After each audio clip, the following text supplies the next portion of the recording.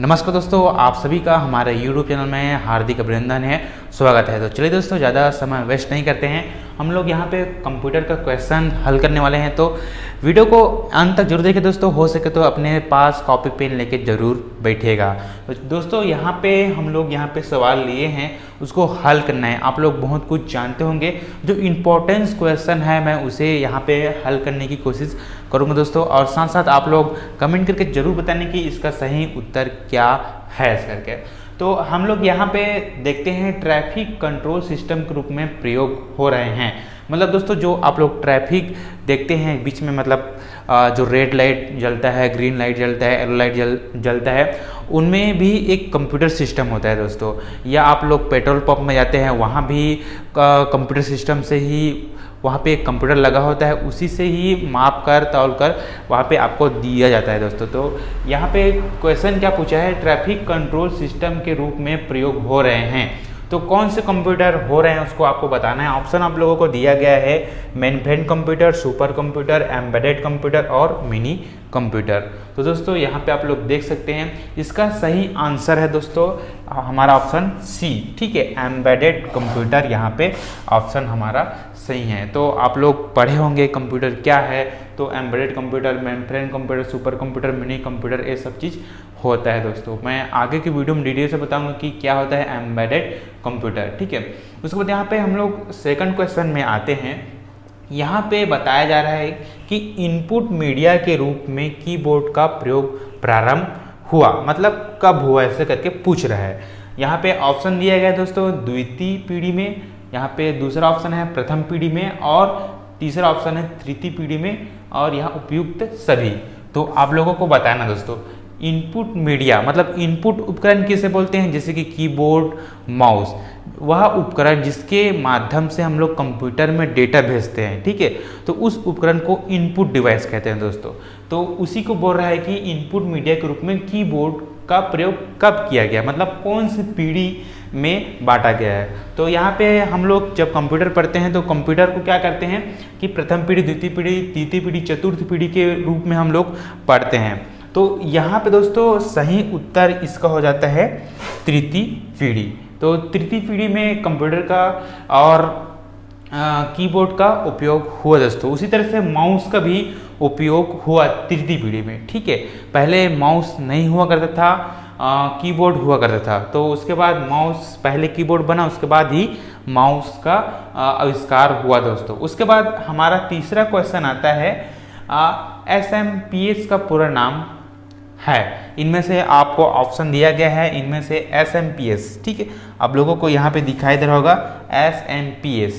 ठीक है, तो इनका पूरा नाम दोस्तों, हम लोग जिसकी कंप्यूटर का कुछ भी एग्जाम दिलाने जाते हैं, ठीक है, तो उसमें ज़्यादातर पूरा नाम पूछा जाता है, जैसे कि कंप्यूटर का पूरा नाम क्या होता है। ठीक है, URL का पूरा नाम क्या होता है, USB का पूरा नाम क्या होता है, ऐसे बहुत सारे क्वेश्चन बनते हैं। तो मैं तो क्या करता हूं दोस्तों कि एक अलग सा कॉपी बनाया हूं जिसमें फुल फॉर्म रहता है। ठीक है, फुल फॉर्म तो आप लोगों को याद करके जाना है।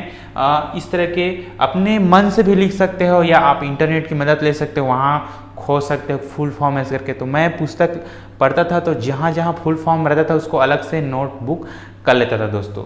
तो यहाँ पे SMPS का नाम, ठीक है, तो यहाँ पे ऑप्शन दिया गया है स्विच मोड पावर सप्लाई। ठीक है, बी ऑप्शन है यहाँ पे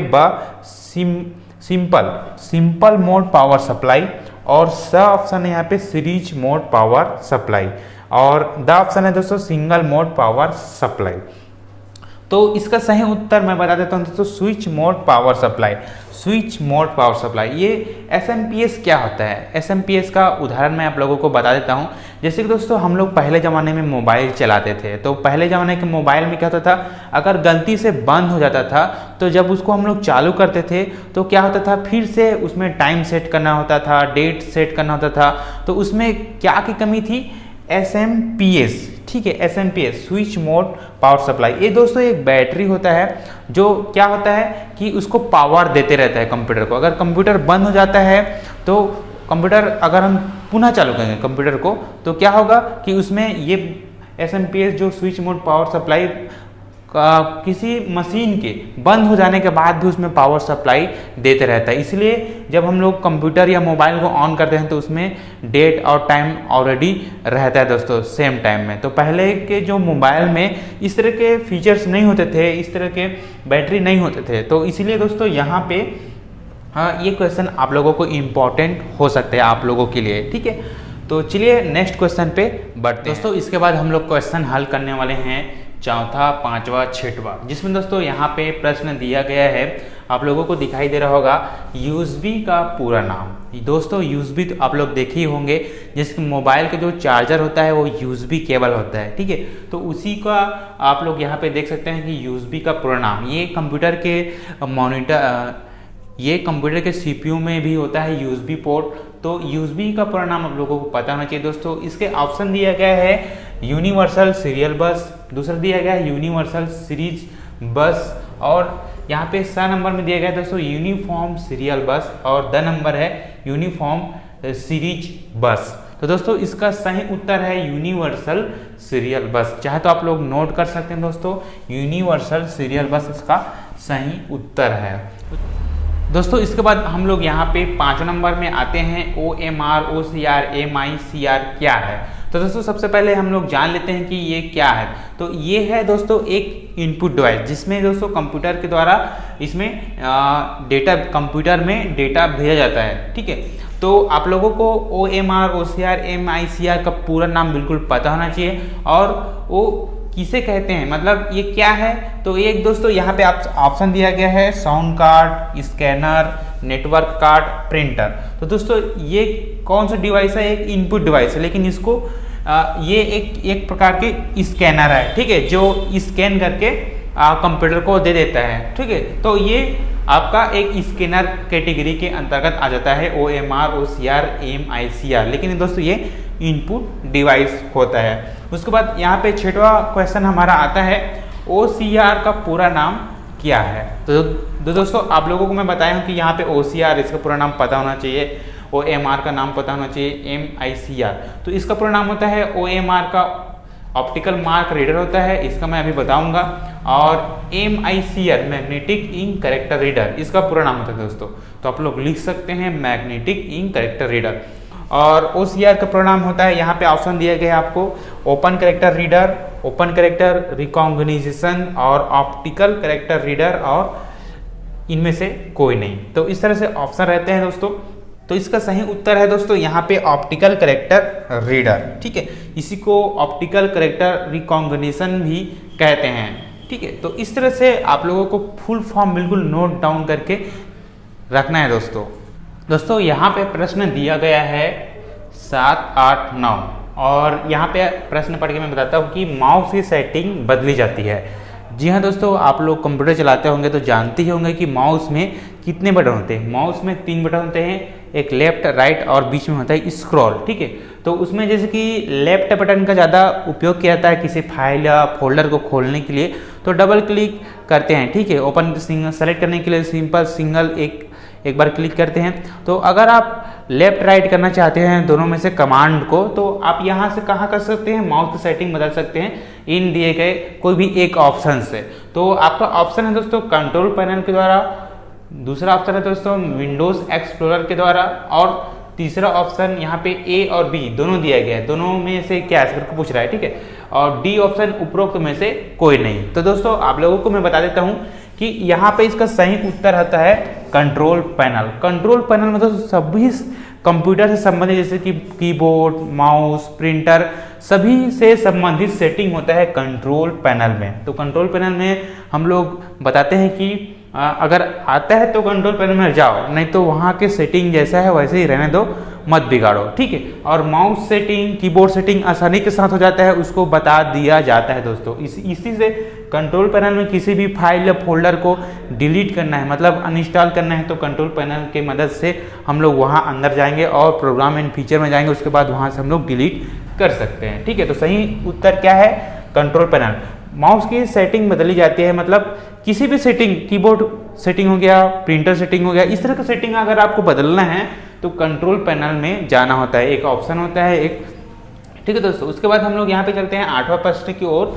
यहाँ पे कौन सा प्रोग्राम डिलीट की गई फाइल को संग्रहित रखता है। मतलब ये क्या होता है कि हमारे कंप्यूटर में किसी भी फाइल या फोल्डर को हम लोग डिलीट करते हैं तो वो क्या परमानेंटली डिलीट नहीं होता है दोस्तों, वो कहाँ मतलब एक जगह स्टोर रहता है, उसी जगह का नाम यहाँ पे पूछा जा रहा है। ठीक है, तो आप लोगों को ऑप्शन में बताता हूँ कि कौन सा जगह होता है, ठीक है, जहाँ पे कोई फाइल या फोल्डर एकत्रित रहता है। उसके बाद हम लोग उस फोल्डर में जाके, उस फाइल में जाके हम उसको चाहे तो परमानेंटली डिलीट कर सकते हैं या रिस्टोर कर सकते हैं। रिस्टोर करेंगे तो पुनः अपनी जगह में वापस आ जाता है दोस्तों, और अगर हम वहाँ से परमानेंटली डिलीट करते हैं तो उसे पुनः प्राप्त नहीं कर सकते। तो इसका ऑप्शन है दोस्तों ए हेल्प, और बी रिसाइकल बिन, और सी अनडिलीट, और डी उपरोक्त में से कोई नहीं, मतलब इनमें से कोई नहीं।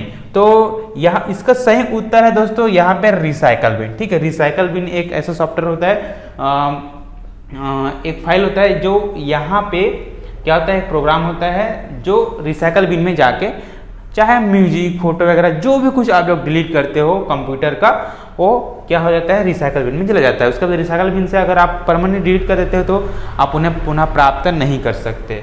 उसके बाद यहाँ पे 9वां प्रश्न आता है दोस्तों, ऑपरेटिंग सिस्टम का प्रमुख कार्य है। मतलब ऑपरेटिंग सिस्टम का क्या क्या कार्य होता है, ठीक है, उसको पूछ रहा है। ऑपरेटिंग ऐसे क्वेश्चन भी आते हैं कि ऑपरेटिंग सिस्टम के नाम बताइए ऐसे करके, ठीक है, मोबाइल आपके मोबाइल में ऑपरेटिंग सिस्टम कौन सा ऐसे भी पूछ सकता है। ठीक है, कंप्यूटर में अभी कौन सा आपके कंप्यूटर में कौन सा ऑपरेटिंग सिस्टम है ऐसे करके भी पूछ सकते हैं दोस्तों। तो यहाँ पे ऑपरेटिंग सिस्टम का प्रमुख कार्य है, तो यहाँ पे इसके कार्य के बारे में बताया गया है। ऑप्शन दिया गया है 4, इसमें से हमको चुनना है दोस्तों। तो फाइल प्रबंधन इसको बोलते हैं, फाइल मैनेजमेंट बोलते हैं। बी इनपुट आउटपुट प्रबंधन, इनपुट आउटपुट मैनेजमेंट। और सी प्रोसेसर प्रबंधन, प्रोसेसर मैनेजमेंट। और डी उपरोक्त सभी। तो दोस्तों ऑपरेटिंग सिस्टम का कार्य क्या होता है। ऑपरेटिंग सिस्टम एक ऐसा मास्टर कंट्रोल प्रोग्राम होता है जो समस्त कंप्यूटर की भागों को नियंत्रित करके रखता है। मतलब ये सभी आ जाते हैं दोस्तों, तो ये होता है उपरोक्त में से सभी। तो इस तरह से दोस्तों ऑपरेटिंग सिस्टम का कार्य होता है।